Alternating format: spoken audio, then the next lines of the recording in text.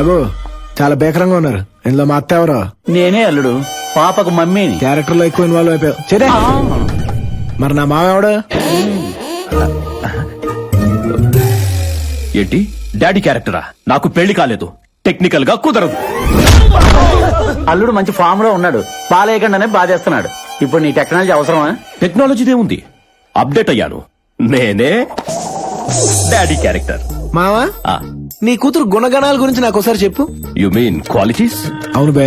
నా కూతురు చూపు సల్లగుంటది, నవ్వితే వర్షం లెక్కుంటది, కోపం వస్తే గరం అవుతాది.